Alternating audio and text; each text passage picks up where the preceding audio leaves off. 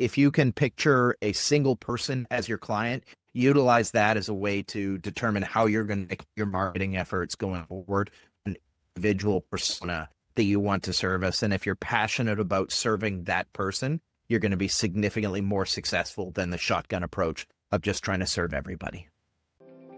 You're listening to Brainwork Framework, a business and marketing podcast, brought to you by focus-biz.com. Welcome back to another episode. With us today is Warren Miles Pickup. He is the CMO of Pixel True. They help businesses grow with high-quality design, illustration, and branding, offering unlimited creative support at a fraction of in-house cost. Warren, so excited to have you on. How are you doing today? I'm doing great. Thanks so much, Chris. I appreciate being on. Absolutely. So tell us more about your journey. What got you into this world of the marketing, design, illustration? Tell us how that all started. Well, I took a very different path than the majority of people that wind up in design and graphic design, website design, that sort of thing. I actually started off in finance for nearly 17 years, first as a high net worth financial advisor, and then training advisors, worked with a little over 3,000 financial advisors and helping them with their businesses to identify how to work with clients, how to present information, how to utilize different planning topics, those sorts of things. Wound up doing about $2 billion worth of business on that side. And I was traveling a lot and wound up needing a way to spend more time at home. I got to the point where it was kind of a find a new job or find a new wife sort of situation. And I chose finding a new job. And a friend of mine, who's now my business partner, came to me and said, hey, there's an opportunity to acquire a design agency that's doing something really unique. And this is in the early days of unlimited design, where you would pay a subscription price and receive kind of fractional design work. And what we decided was that we could take some of the skill set, he was from finance as well, some of the skill sets we had working in a very saturated market with where there are billions of dollars of marketing and advertising dollars going into the different products and services. You have to have a unique perspective and a way to present information that's different from the rest of the marketplace. We figured, how do we take that knowledge, that experience working within that marketplace and take it to improving digital assets? And we really wanted to focus on the human psychology decisions. What are the shortcuts and the biases that we have in our brains that determine if we're going to move forward with making a purchasing decision? And we started utilizing heuristics and cognitive biases and these sorts of things in the design and build digital assets, whether that's landing pages or lead magnets, websites, those sorts of things, so that we can build trust very quickly with a consumer and help businesses to shorten the time frame that it takes to close somebody from awareness to purchasing decision by utilizing value first marketing strategies. So understanding those core problems of the ideal client profile and really digging down into what are the products and services that that individual needs and how does this match with what they need. That is awesome. I really love both how you kind of, as a necessity, needed to get into it, and that propelled the past experience with some opportunities, and you took a huge risk, but it paid off, obviously using all that experience and knowledge to go forward. And just your general take on marketing, kind of getting into the brain of consumers. How do we get them through the buyer's journey and focus on value? I feel like it's really underrated for brands to be able to connect with consumers on a value-driven level. Can you tell me more about that process of either clients who come through or maybe the industries that you work best with?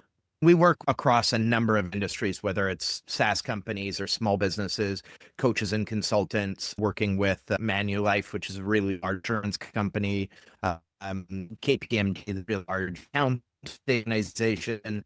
It's quite varied in terms of the organizations that we deal with, but the principles are still the same. But to really drilling down and saying, okay, who is it that you're trying to serve, and making sure that we understand what are the core problems within that community or that avatar an organization or an individual is trying to serve. As an example, I'm working recently with a coach that provides meditation for dealing with traumatic stress disorder. And we wanted to identify and create that avatar for the individual that he wants to focus on working with.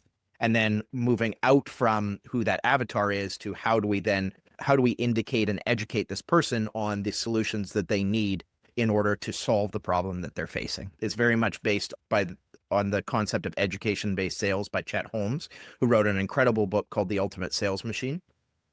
And we understand the avatar. We understand what their core problems are. We now understand how our solution fits into that. How do we get this information to them? Well, we need to educate them. We need to show them that the problem exists, show them what the potential solution is for that problem, and then educate them on us being the best provider of that solution. And then creating the digital assets is just taking that a step further and saying, okay, where are they already getting their information? Who are the authorities that this avatar looks to for information and for solutions?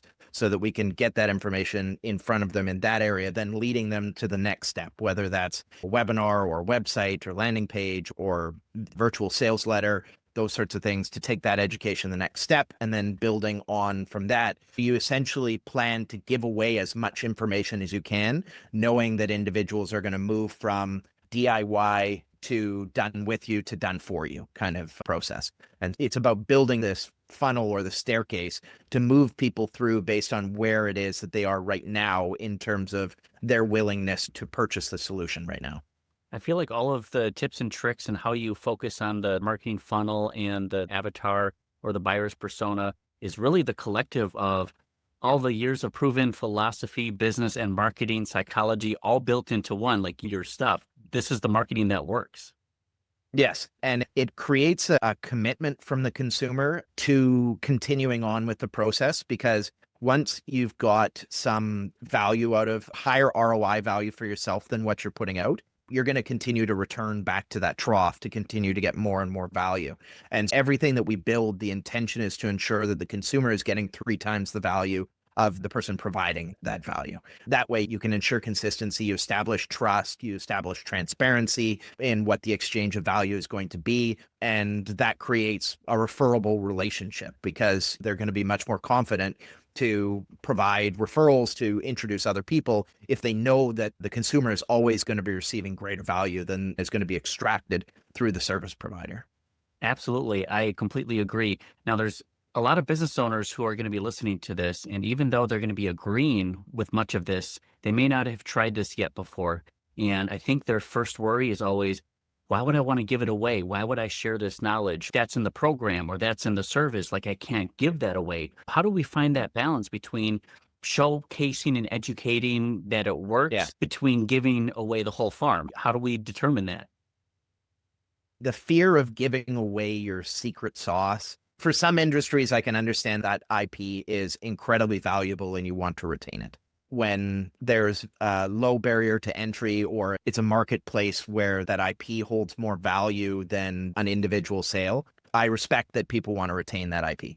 But for the vast majority of business services product there, that IP being a provider of knowledge and information, it's essentially eliminated a lot of the barrier to entry for just about any type of service, whether it's consulting or coaching. I could turn my chat GPT into a coach like that, right? And it would provide me with all of the information that anybody has.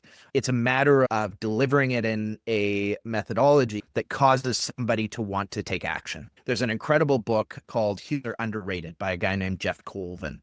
And he wrote that the future of the workplace is one that machines or robotics or artificial intelligence essentially replaces the dominant majority of what we do, whether they be simple or complex tasks. But what it cannot replace is empathy and the ability to elicit emotion and decision-making out of the individuals that we deal with. And the vast majority of value that we can deliver to other people is to move them forward in a process that they may not necessarily feel at the moment. We know what is wrong. We need to solve that problem. Stuck on the fence. We will sit there because the pain of change is more evident than the pain of staying where we are right now.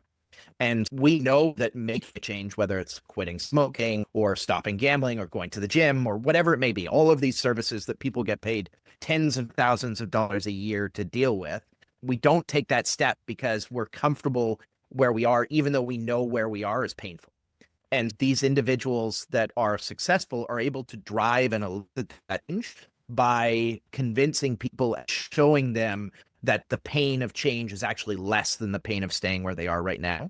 And that's where the majority of the value is derived, is in actually getting people to take the steps and the actions that are required to make a change, whether it be in their business, whether it be in their personal life or anything like that. And you that establishing trust and educating somebody. The majority of people are going to come in with the concept that they're going to be able to do this themselves. They're DIY individuals. And a portion of those are never going to move forward in any other part of the process. And that's fine. They can go into that because they're committed to that process. But a lot of people are going to say, this is too much work for me to do it myself. I want to do it with them. I want the coach that is going to be there with me to drive through taking the action. And then a number of those still find, hey, this is too much work. I'm just going to pay somebody. Like I could teach somebody how to build a website utilizing heuristics, the different biases that we have in our decision-making psychology, but the vast majority of people are never going to do it. They're going to just say, okay, I get it, but I'm really good at this. I just want you to do it for me. And their high value clients lie. And the concept that business owners where they have to get everybody do this one thing is unrealistic. You need to build your business structure so that you can service all three of those different buckets. You want to ensure that you're solving the three different problems or three different segments of the purchasing population. Absolutely. And now for those who are interested in connecting with you and finding out more about you, where can they find you and connect with you online?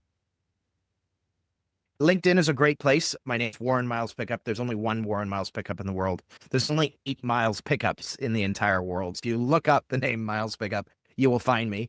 Our website, pixeltrue.com, is a great place to find out more. Pixel True is also on all the different social media platforms. If you look me up, you'll be able to find me really easily and be able to connect with me. LinkedIn is probably the best place.